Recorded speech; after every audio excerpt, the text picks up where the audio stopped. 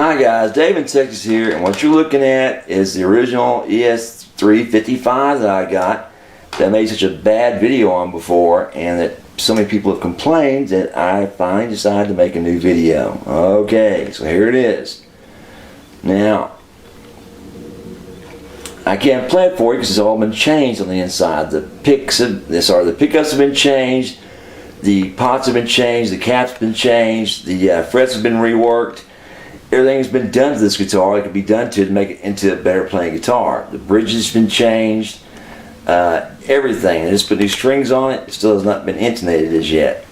Alright, so there she be. New three-way, new everything, new jack, all the stuff's been done to it that can be done to the guitar.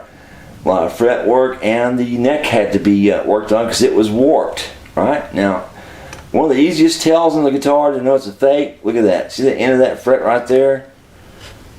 Okay, let me zoom in on that. Come on, camera. I'm trying not to make this thing more shaky than it has to be. See the end of that fret right there? Right there, that one. It's over the top of the binding, not the binding over the top of it. Get it?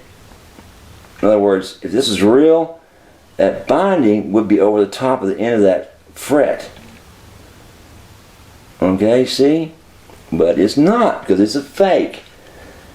Easiest way to tell it's a fake, that's it right there. Now, let's go up some on this thing. Righty? Lock this thing down. Now, up to the headstock. Alright, look at that logo. See that? It's too small. The bottom of that diamond shape should go all the way down to that truss rod cover. You get it?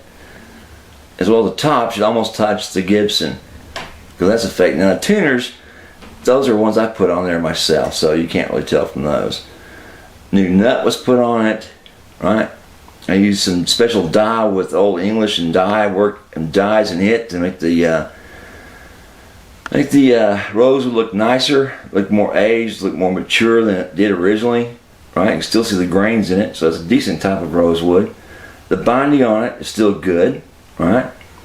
And the only difference between this guitar and a 333 plain dot, well, nowadays, is the markings on it. There's custom markings on this thing with the fake mother of pearl inlay fret markers and the diamond logo.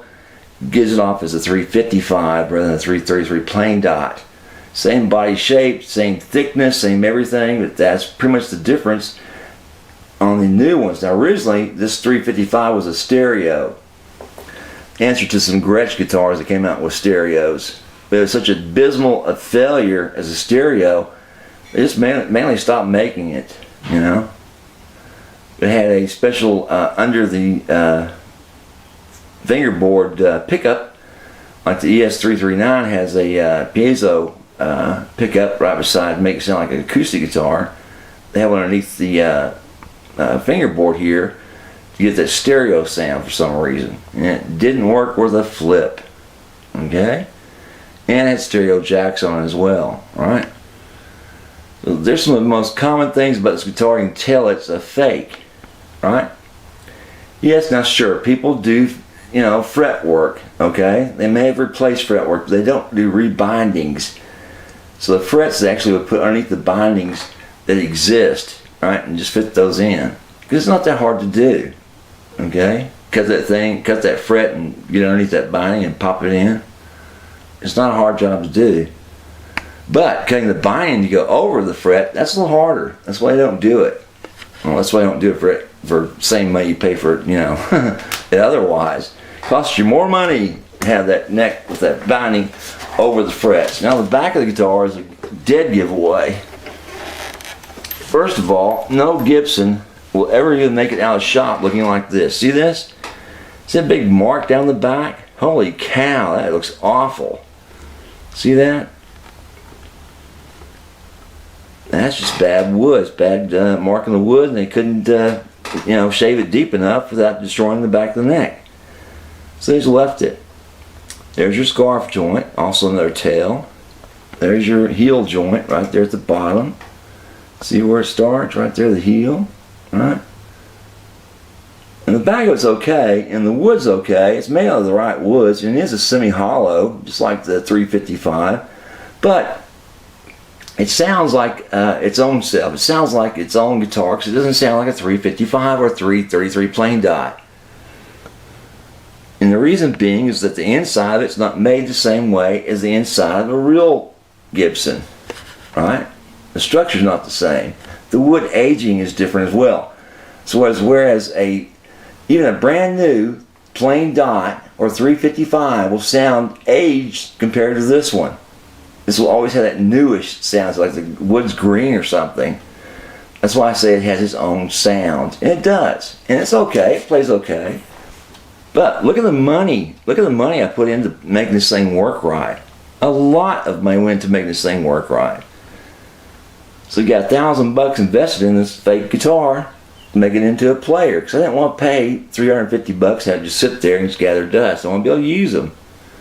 Once I showed you how to spot it, I also showed you how to turn it into a player and what it costs. And they are not cheap to turn into players. And trust me, the people that say, oh, it sounds great right out of the box, I don't know what's going on there. Either they're just the most lucky person in the world and gets a good playing guitar out of the box, or they're just lying through their teeth. And I have no idea why they would lie about it. But to me, they sound like shit out of the box compared to a real Gibson.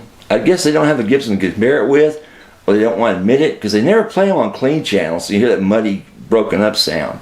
They always play with a lot of distortion, you know, or effects to it that enhance the sound or tone of the guitar when they pull it out of the box.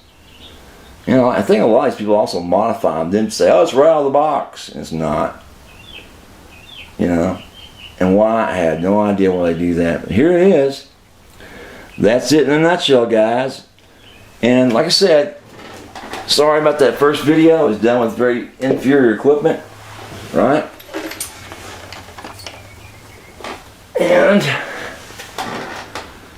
any questions about this or any of these other projects I'm working on any of those other guitars, give me a holler, okay? And also, I've got a potential new sponsor. I'll be showing his amp off here soon. It's a brand new amp, new to the market, and we'll see how that goes, see how it turns out, okay? Dave in Texas, have a good one. Bye.